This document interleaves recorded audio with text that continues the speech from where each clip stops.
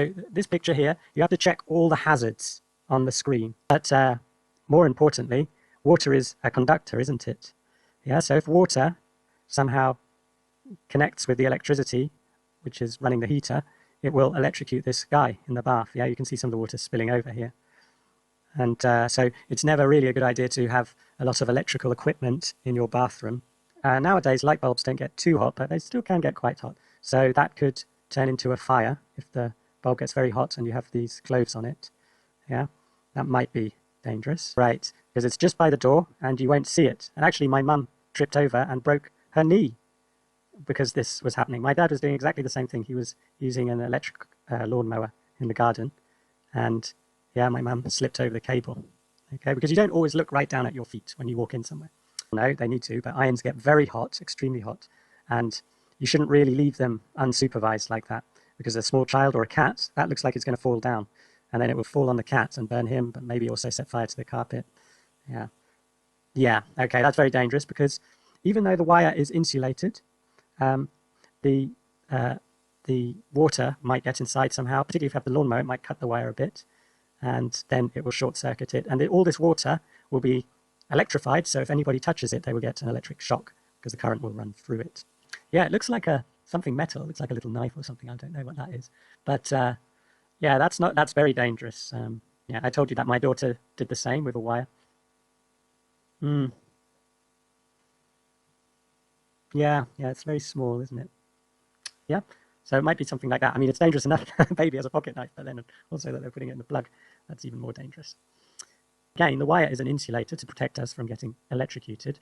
But if that dog bites through the wires, dogs have quite sharp teeth and they're very good at cutting through things with their mouths. So he will get electrocuted if he cuts through that wire. And nobody's supervising them. Nobody's there. So something might happen, like the cat might knock it over. And it's a liquid with water in it, which is a conductor. So it could cause an electrical fire. That can happen because if there's a lot of electricity traveling through something, it heats up and then it might cause a fire. And as you said, even if somebody was lying in bed, it might be nice to have coffee in bed, but I don't know whether one should have the whole coffee machine there. You have to be a bit careful. This is an electric blanket, which means it heats up to keep you warm, but then there's a liquid here, which could cause a short circuit, or if somebody was lying there, they might accidentally knock it and electrocute themselves. Good, he could fall over here.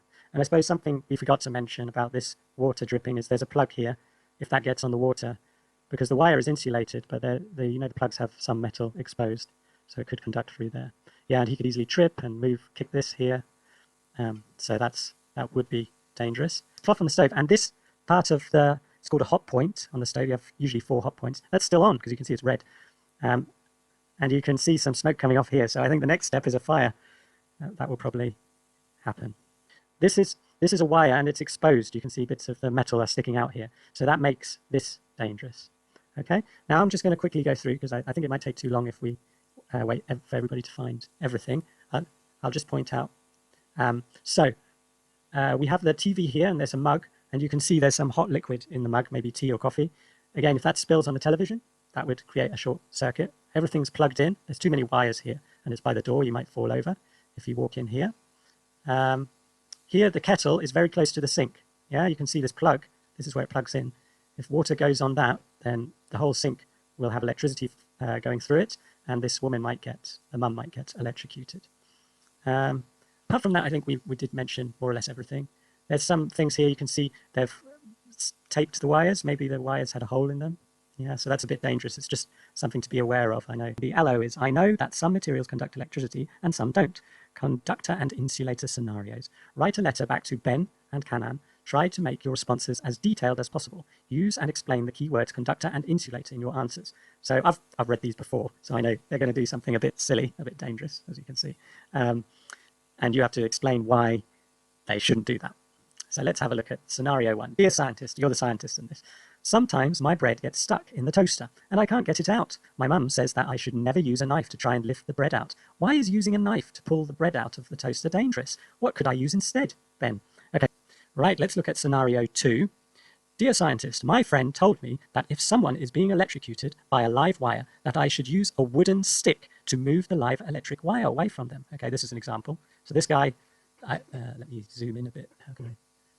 I can't see it on my screen, but there's a way to zoom. Ah, that's too much. Okay. Anyway, this guy is touching something which there's a wire which conducts electricity. He's obviously been electrocuted, and this guy, this man, is moving it with a wooden stick. Why is a wooden stick good for moving the electric wire? Why can I not just use my hand to move the electric wire away from them? Any responses? So a wooden stick is not a conductor, so what could we describe it as? It doesn't conduct at all. It's an insulator, yeah. No, we are the scientist. So this is our letter back to him. Let me put it in blue text so you can see it's not his letter. Dear Canon, first we have to thank him for his letter. Thank you for your letter. And then what will we say then?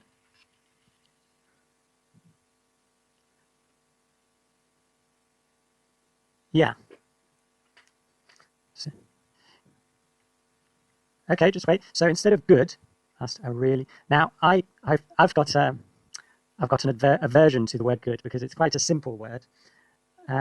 Marvelous, I don't know if it works in this context. Marvelous sounds like George's marvelous medicine. It sounds a little bit magical. The letter might be good, but I don't know if it's that good. We could say, yeah, maybe it's a bit too much. So we could just say a really interesting question. It's not too much, but it's a bit more interesting than just saying good. A really interesting question. Good, so that's a nice start. Yeah, you're politely answering. And this is, of course, a formal letter. So it's not like your diary. That's why we have to use language like this. What could we then write? We could start responding. Okay, so we need to basically say it is correct to use the wooden stick. So yeah, good. That's how we write it. Your friend is indeed right. Well, no, but it's a good way to. Exactly. Your friend is indeed right. A wooden spoon. Wooden stick, is it? It's not a wooden spoon. I don't know why I thought wooden spoon. But a wooden spoon would be good as well, although it's probably not as long as a stick. But a wooden stick. A wooden stick is a safe way. There's a much safer way, I'll put, because it is a lot safer. There's a much safer way. Okay, I'll just let somebody in. There's a much safer way to move live wires. Live means if there's electricity traveling through them. Yeah, to move live wires. Okay, and now we need to give our reason. So what will we write for our reason? Oh, there's only 2 minutes left. Okay, so what is the word opposite of a conductor? This is because wood. Yeah. Okay, this is because wood is an X. Okay, just wait. It's quicker if I finish the sentence and then go back and correct. Okay, so there we have it. Now, I haven't written much. You can add more detail. This is just the basic outline. But before the lesson ends, how would we end the letter?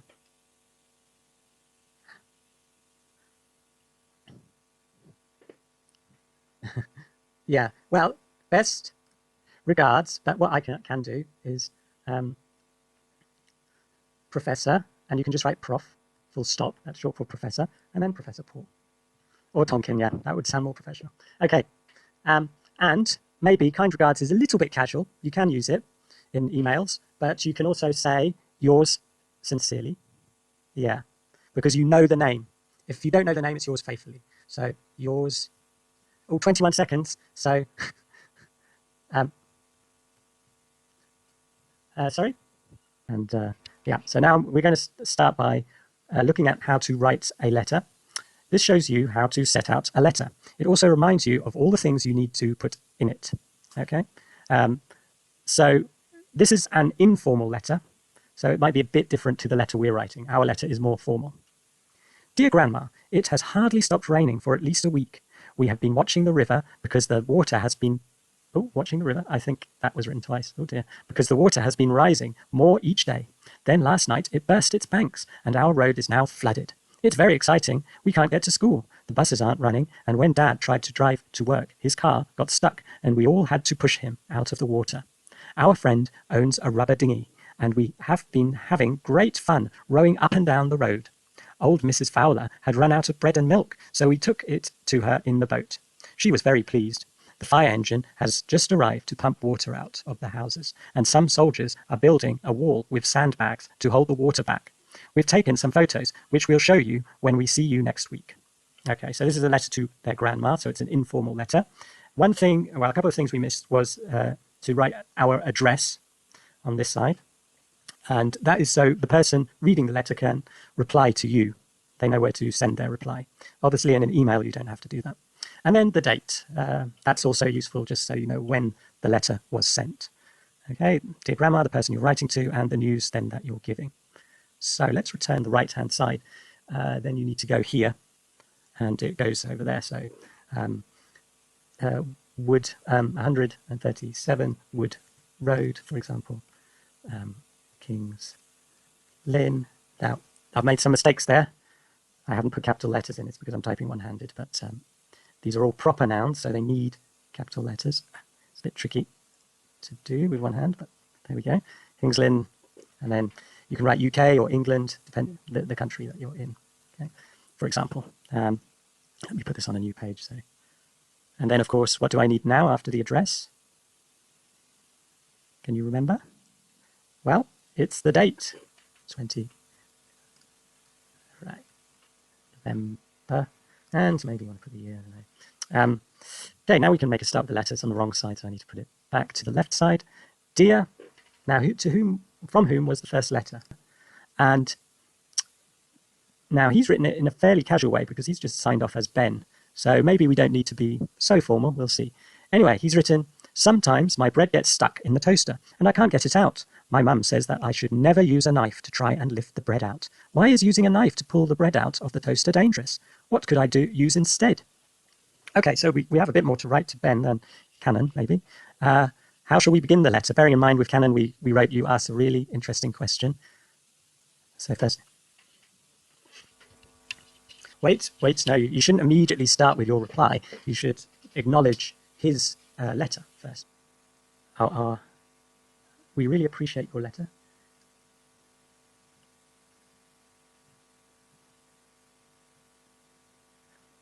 And instead of you asked a really interesting question, just because we wrote that in the other letter, what could we say instead? Okay.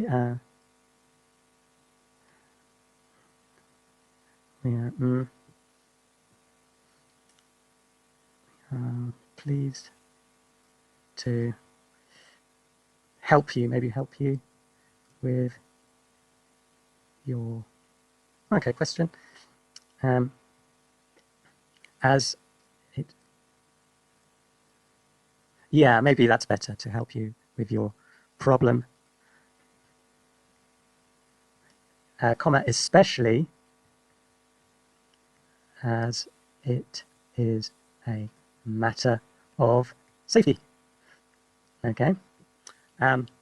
Right, now we can start. So maybe I even have a new paragraph. Now we can actually start answering his question. So maybe we have to explain a bit or repeat his question. What is he asking?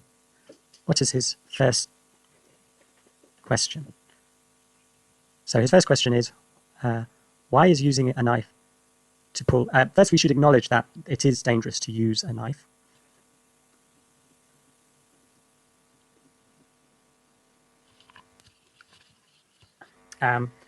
Yeah, maybe we just need to reiterate, so please don't do it. So please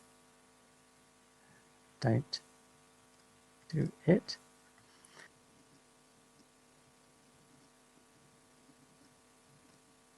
Shot you. And may even kill you. Okay.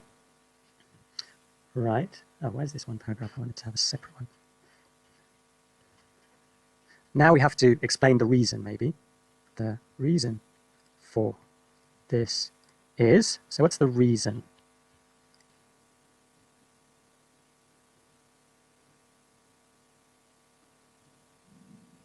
Okay. Metal is a good conductor.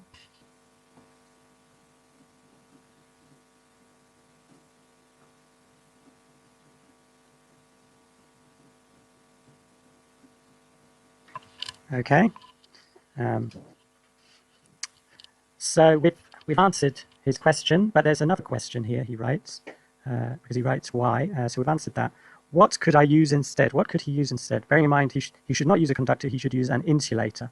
We need to think of things which don't conduct electricity. What materials don't? So we've got wood, what else?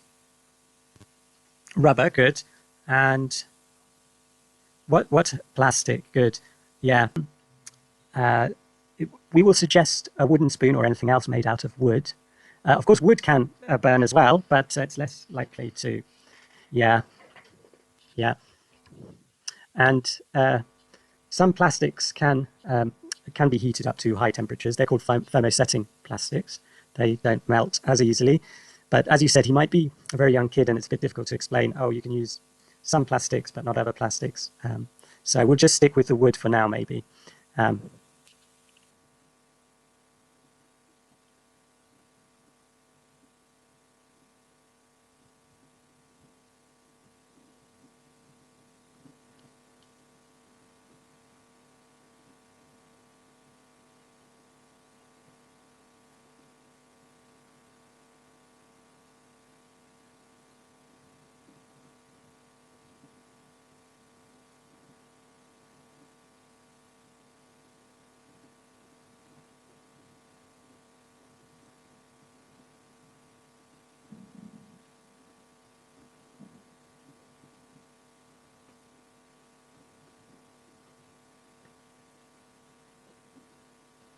Okay, I prefer it actually if you wrote it in your own words.